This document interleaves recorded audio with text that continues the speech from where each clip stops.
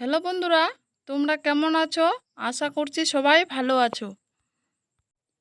মাত্র দুটি উপকরণ দিয়ে বানিয়ে নেব এই কুটিয়া শাকের রেসিপি। এই কুটিয়া শাকের রেসিপি বানানোর জন্য প্রথমে কচু পাতাগুলোকে ভালো করে কেটে ধুয়ে নিয়েছি। এখন বেসনের ব্যাটারটা বানিয়ে নেব। প্রথমে 1.5 বাটি বেসন নিয়ে নিব। স্বাদ মতো দিয়ে দিব লবণ, পরিমাণ মতো দিয়ে দিব হলুদ গুঁড়ো, 2টা কাঁচা লঙ্কা কুচি করে কেটে নিয়েছি দিয়ে দিব, পরিমাণ মতো দিয়ে দিব জিরে গুঁড়ো, হাফ চামচ দিয়ে দিব লাল মরিচের গুঁড়ো। এখন শুকনো উপকরণগুলোকে ভালো করে মিলিয়ে নিব। ভালো করে মিলানো হয়ে গেছে।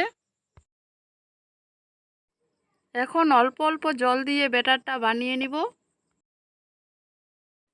বন্ধুরা, যারা আমার চ্যানেলে নতুন ভিডিও দেখছো, প্লিজ চ্যানেলটাকে সাবস্ক্রাইব করে পাশে থাকবেন। আর তোমরা এই কুটিয়া শাকটাকে কী নামে চিনো প্লিজ কমেন্টে জানাবেন।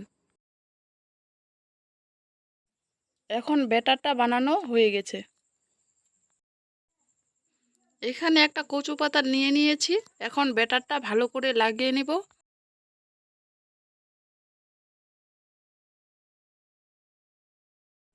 বন্ধুরা, ভিডিওটা পুরো দেখার অনুরোধ রইল।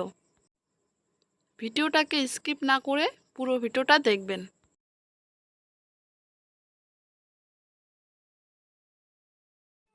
ব্যাটারটা ভালো করে লাগিয়ে নিয়েছি।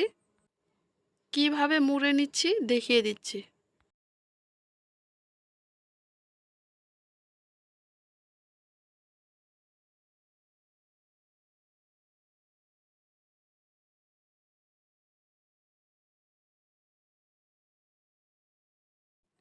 কিভাবে মুড়ে নিলাম দেখেই বুঝতে পারলেন।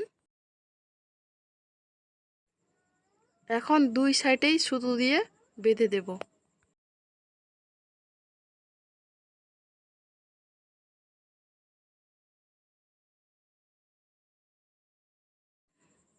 একইভাবে মুড়ে সুতো দিয়ে বেঁধে নিয়েছি। এখন কড়াইতে জল বসিয়ে জলটাকে গরম করে নিয়েছি। এখন কড়াইতে দিয়ে দিব। এখন ভালো করে ভাপিয়ে নেব। এখন ভালো করে ভাপিয়ে নিয়েছি, নামিয়ে নিব।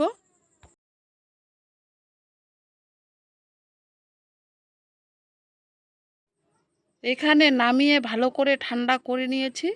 সুতোগুলোকে একটা কেচি দিয়ে কেটে নেব। সুতোগুলোকে কেটে নিয়েছি।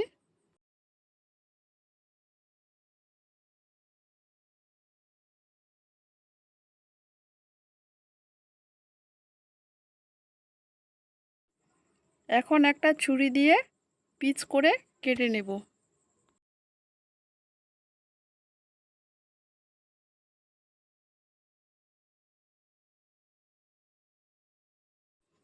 একইভাবে সবগুলোকে পিস পিস করে কেটে নিয়েছি।